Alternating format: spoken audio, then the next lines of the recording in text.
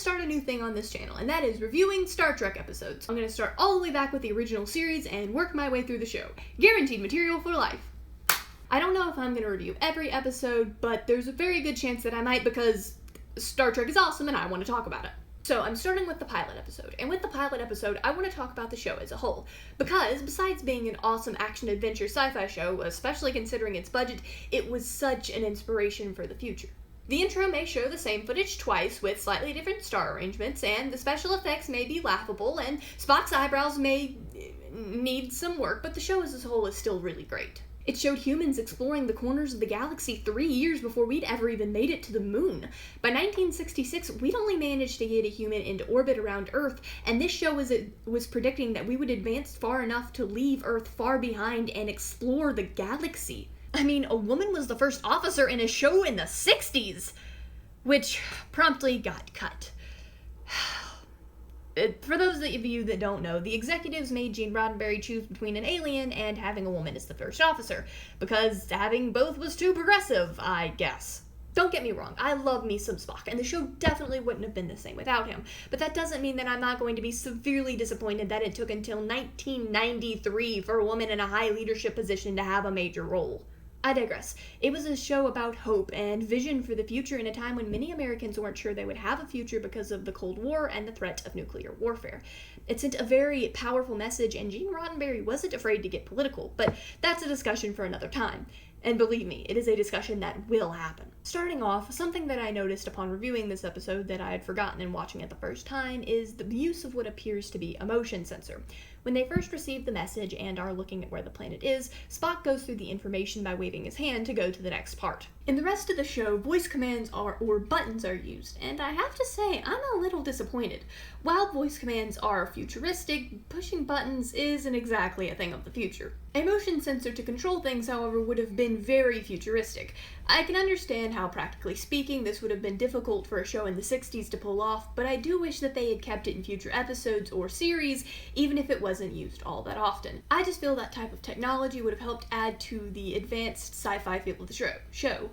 Just my opinion. You know, one thing Star Trek is mildly famous for is continuity errors, but one thing that they've managed to keep consistent, even from the pilot episode, is the super freaking uncomfortable pillows. Seriously, who the heck sleeps on a box for a pillow? How is that comfortable? The personal dilemma that Christopher Pike faces of being tired of all the negative aspects of being a starship captain is a good story to tell if it weren't for the fact that the audience doesn't have much background. While they do a good job of explaining what had just happened to the crew that caused Chris to start thinking about this, the audience hasn't been on any death-defying adventures with them yet. I, someone who has seen a lot of Star Trek, know good and well what the writers throw at these poor saps as they gallivant across the galaxy. Someone watching this in 1964-65? Not a clue. I'm just not sure that the dilemma Chris faces is as meaningful to the audience if they don't know the hell that these guys sometimes go through. It kind of just feels like he's being a little over-dramatic, and we already have a captain who's king of that.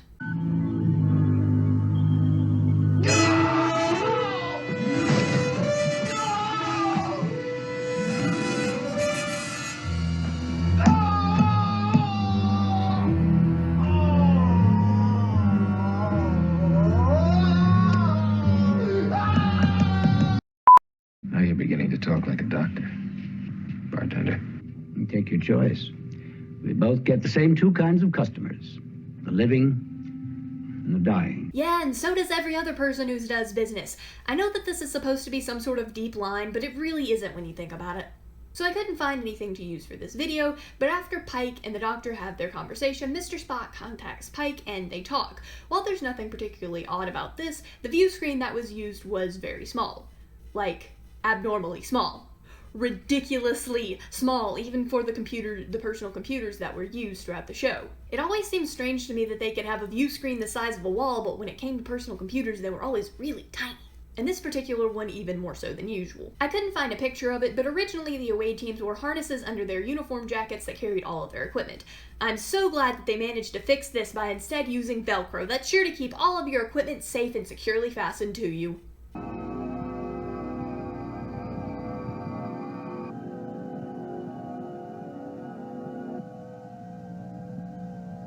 Oh my god, it's the rare Spock showing an emotion! Call the press! I think this is the biggest problem that I have when it comes to this episode and the rest of the show. Michelle Barrett got to have a completely different character when she was no longer allowed on the bridge, but Spock stays as Spock. His character just gets a complete makeover. And it's not like this episode could be considered not canon or something because it's used later in the show. So this is very uncharacteristic of Spock, and there's pretty much no way to explain it. On an unrelated note, I really wish that they would have shown how these humming plants work. After they land on the planet, the crew talks to the survivors and talks about how the time barrier has been broken. I assume that he means warp travel, and as everyone knows, Zefram Cochrane created warp travel in 2063, which would have been way before these guys crashed. I know it's too much to ask, but sometimes I really wish the writers would bother to fact-check themselves. Though I suppose I shouldn't be too hard on it since it is the pilot. Since they do decide to include it later in the show, it is considered canon and therefore adds on to the list of incontinuities. Let's talk about Vina for a moment. When she is first introduced, she is supposed to be 18. She's definitely not 18. The actual age of the actress in this pilot is 32.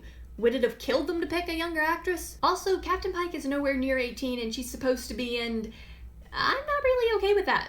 Like, it's a little creepy for a fully grown man in, I'm guessing, his 30s to be interested in someone about 18. It's not like saying that the crash happened something like 25 years ago would have changed anything, but it would have made Pike being interested in Vina way less creepy. And the actress could have maybe passed for 25. Moving on to the telepaths, I really feel they weren't fully thought through. I know the way that they talk about Pike, about him being inferior and of limited intelligence, is supposed to show how arrogant and intelligent the Buttheads are, but sophisticated language is proof of pretty high intelligence, even if they can't communicate telepathically. The Buttheads also make a comment about a higher memory capacity, which is also proof of intelligence. While language and memory in no way means that a society is advanced enough to understand something like quantum mechanics, it does show intelligence, the ability to grasp complex concepts with relative ease, the ability to learn. My point is that it's pretty obvious Captain Pike here isn't like other specimen that you have in cages who possibly lack in intelligence and sentience. Obviously that can't be determined for certain from the very few shots we get of other creatures there, but it does seem like Captain Pike puts up far more resistance than expected, that they communicate with him more than with the other creatures and far more complexly, and that they would have been able to figure all this out from Vina being there so long. Or maybe all the creatures have a developed language, and these guys are just heartless narcissists who think that everyone who can't communicate telepathically is so far below them that they are practically animals, and Captain Pike just got lucky in being able to make the Buttheads respect him. When the crew are trying to figure out how to rescue the captain, they come right out of the bat with, "The inhabitants of this planet can read our minds." How can you be so sure of that? You saw everything just suddenly disappear and aliens kidnap your captain. There are plenty of other possible explanations. Maybe the aliens are shapeshifters and have teleporter technology like yours. I get that your explanation is everything was just too perfect, but mind control is jumping to conclusions a bit here. It's the right conclusion because plot demands it, but the ground is still shaking from the amount of jumping going on. And then we have they can create an illusion out of a person's own thoughts, memories, experiences, even out of a person's own desires. What exactly led you to this conclusion? It's not like any of you have thought something and then had it suddenly appear or had someone from your past show up. You have absolutely no evidence that they can know desires other than pretty girl, I guess. Careful, you guys, you might start an earthquake. Also, they show a sketch of the Buttheads, and someone would have had to have drawn that from memory after the split second that they saw them, and I just don't think that's a long enough time for them to have had to have such a detailed drawing with such exact measurements of their head. Also, why are you so sure that their brain is bigger? They could have some sort of growth plate that skin grows over. They could have a lot of fat. It could just be swelling. Guys, you gotta stop jumping before the hole breaks. Also, I'm a little confused as to what the extent of the Buttheads' powers are. Because the focus has been mostly on illusions, but they can also apparently mind read not only the conscious, but the subconscious. And it's never clear if they can teleport things with their minds. The show spends so much time on these guys can make an illusion so real it seems like an actual person that I can never tell if there's somebody actually in the cell with Pike or if the person is in another cell and the Buttheads are just making it appear like someone is in the cell with him. Because there are times throughout the show when it definitely seems like they can teleport things with their mind, like this scene.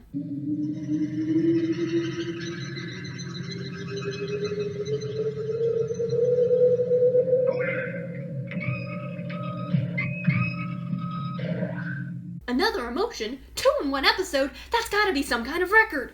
Also, this is one of the funniest things I have ever seen.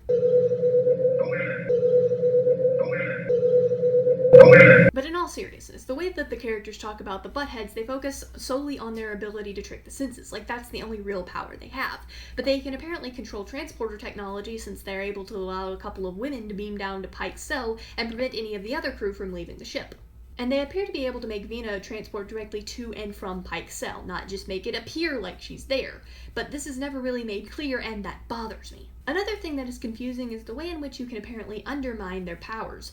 They can't read through primitive emotions. But I would like to ask, what constitutes a primitive emotion? This episode seems to make it pretty simple. Anger, hate, and fear. They are the emotions of our primitive ancestors, of unenlightened beings. But this is wrong. While it is true that emotions like anger and fear were more prevalent in a time when your adrenaline spiking is what kept you alive, they are also the emotions of more advanced people too. There will never be a point when humans don't feel fear or anger because those can be good emotions. They are a natural, healthy response to the stimuli around us. Really, the primitive part is the reaction to the emotions, not the emotions themselves. And it's not like those are the only emotions our primitive ancestors felt. They also felt love and passion, happiness and joy, sadness and grief. There are no new emotions, and there are no emotions that have fallen by the wayside. So, again, what constitutes a primitive emotion? Furthermore, even if you could define primitive emotion, why on earth would that prevent Butthead from being able to read your thoughts? Too unintelligent for you, smart guy? I realize that they do give an explanation for it, but it's not one that fully makes sense, and I'm not going to accept it. It seems to me it's not so much primitive emotions as it is very strong ones. The thing about anger and fear is that they tend to be all-consuming. If you are angry in the moment, you can think of nothing else, and your impulse is to do something violent to express that anger. You don't always think logically. It takes a great deal of practice to ignore the emotion and impulse, to do the calm, logical thing instead of whatever your primitive brain dictates. Same with fear. When your fight or flight response is activated, you are running almost entirely on instinct. Not much thought going on there. I wager that similar all-consuming emotions might have a similar effect, such as grief or maybe even passion. Just my thoughts on a better explanation for this. The assessment of Pike and Vina interacting is flawed. The Buttheads act like Pike's reaction to Vina, being protective and sympathetic and wanting to help her, is proof that he's falling for her, or something. But there's a pretty good chance that had Vina been male, Pike's reaction would have been the same. I'm the one to be punished. That's the thing about humans. Most of us will go out of our way to protect someone who's suffering if we have the ability to, even if we don't know them all that well. Even if Pike found Vina to be the most unattractive woman, he still probably would have been like, don't punish her for me trying to be a pain in the neck. They read my thoughts, my feelings, my dreams of what would be a perfect man. That's why they picked you. I can't help but love you. Okay, this is a problem that I have with the original series as a whole, though it's not a problem that's unique to them. Chica, you literally just met the man. Butthead may be able to supposedly choose what you think is the perfect guy, but you still know nothing about him. You haven't really known him long enough to fall in love with him. You may feel a romantic attraction, maybe even a really strong one, but it is still an attraction based almost entirely on looks. And don't get me wrong, Pike isn't a bad-looking guy, but love is not physical attraction. You can't love Pike as a person because you don't know him as a person, and that is a theme that runs throughout the entire show, and it is unfortunately still very common. It's true love! This love at first sight trope can't be love.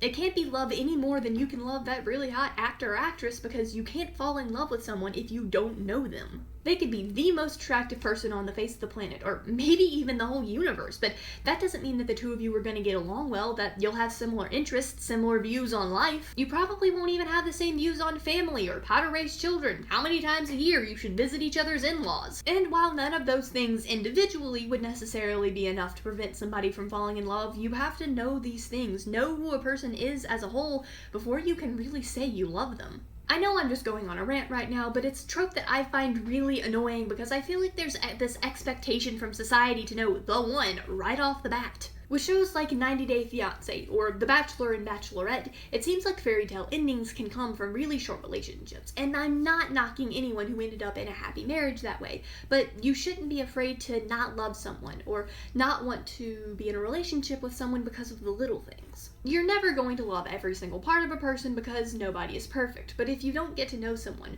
really get to know them, you may end up diving in head first without knowing how deep the water is. You may find out something way later that's a deal breaker, or there may be a bunch of little things that you don't see eye to eye on that accumulate. Whatever it is, can you really say that you love a person if you don't know them? So don't be afraid to take things slow. Like, ridiculously slow. Glacially slow. I'm going on like this because it just seems like people nowadays don't really take the time to assess their relationship, take the time to really get to know their significant other before taking steps to advance the relationship. Anyway, back to Star Trek. Oh look, it's the gender-bent green giant. Okay, ignoring the fact that for some reason green-skinned girls are supposedly attractive, because that's not weird at all, I have so many problems with this scene. The sexualization of Vina, again, a prominent theme throughout the show, and these jerks being totally disgusting about it, but also a kind of reverse sexual harassment going on here. Pike has made it very clear he is not interested in getting cozy with Vina. He likes her, and he's willing to admit that, but he wants to escape, not make love. While sexual harassment does come with the added bonus of possible violence on the part of the harasser, and that's not really a problem here, Vina does keep trying to push it. She keeps throwing herself at Pike in more and more enticing ways, while Pike has made his stance on things pretty clear. If they were reversed and Pike was going after Vina like this, we would recognize it for what it is. Pretty dang creepy. Funny how they are on this planet. Actually like being taken advantage of. Ah, the age-old idea that the girl secretly liked it. How very progressive. I know. A show from the 60s. I can't expect much, but it still makes my blood boil, and I expected more than that. Not to mention the creepy implication that men apparently like to be able to take advantage of someone. Obviously some men, far too many men, like it, but the fact that a show would just up and say it like that, so plainly, so nonchalantly, like it's completely normal. Like, there are so many levels of messed up with this scene here. And Vina's not even that good of a dancer. Okay, so at one point, number 1 causes a phaser to start overloading, and I just have to ask, why is this an option on a weapon? Like, I get that this is a feature that comes into use, but that seems like a feature that could be dangerous and not at all worth it. The ending is the revelation that the way Vina has looked to the entire show is actually a lie, that she's actually quite deformed. She crashed long ago and almost died, and the Buttheads put her back together, except they had no guide for putting me back together. The thing is, the humans and the Buttheads don't look all that much different on the outside. The aliens might not have known that, but it seems like if you have some sort of a guide to follow from yourself, you would try and make that work. She should have a normal-looking face and body, because it makes absolutely no sense for the aliens to go, let's just slap things together and see what happens. The only reason that I can see for this happening is that this isn't their true forms and that it's only put on for the humans, but there is nothing else in the entire show that suggests this. What the audience sees appears to be their true form, so I see no reason why Vina would be that deformed. Also, in the end, she ends up choosing to live in an illusion with the Buttheads. They also make an illusion of Pike choosing to stay with her. I get that she wants to stay because she doesn't want to face the reality of being so deformed, but it seems like having an illusion of Pike stay with her is crueler than forcing her to face the reality of her deformity. You are encouraging her to live a lie. Having an illusion of not being deformed is a little bit different than having an illusion of someone choosing to stay with you and live out the rest of their lives with you. I understand that the Butthead is trying to be kind, but it seems like it would be way too easy for something to go wrong and for her to find out the truth. Also, Pike's statement of, I agreed with her reasons for staying is kind of rude. That being deformed is reason enough to not live in reality. Like, reality could never be as fulfilling as an illusion. There is so much more to a person than their looks. I'm not saying that her deformity wouldn't have impacted her. It most certainly would have. But Starfleet has pretty advanced medicine that probably would have been able to help with that hump on her shoulder, and there is so much more that you can do with Starfleet, or even just Earth in general, than you could ever do in your cage. Some other thoughts from the show. The fight scene, though some of the camera angles were a little odd, was pretty well choreographed, even if they didn't treat the weapons like they weighed enough. Why does the elevator jingle every time the Buttheads come on and come off? Like, that makes no sense. I get that the jingling is supposed to be kind of like the squeak sound that the doors on the Enterprise make, but that makes absolutely no sense for a door sound effect. Gotta admit, a little disappointed that the giant laser wasn't used later in the series. Another note, I think Majel Barrett's acting talents were wasted in the role of First Officer, so in that aspect, I guess it's good that she got another part. Though it's not like she really got to show off with the part of Nurse Chapel. Pining isn't exactly a hard acting role. At least she later got to show off with the part of Lwaxana as special as Troy's mother is. And that was The Cage. Was it the best Star Trek episode? Certainly not. But I don't think it was a particularly bad one either. There were some questionable parts of it, and Vina's acting was humorous at best and just plain cringy at worst. If you've seen the rest of the original series, you can tell how the show will develop, and that's really what a pilot episode is for. The episode itself brings aspects of humanity into light, such as living in reality versus deluding yourself with a more pleasant illusion, what it really means to live, and even addressing humanity's tendency for hate and violence and shining it in a not completely awful light, which is rare. Like many of the episodes from the original series, the pilot episode manages to make you think about the human expression while still entertaining you and keeping you guessing as to what will happen next. Even though the episode is somewhat underdeveloped, it still has that Star Trek feel to it, and despite a few continuity errors, fits well into the Star Trek canon.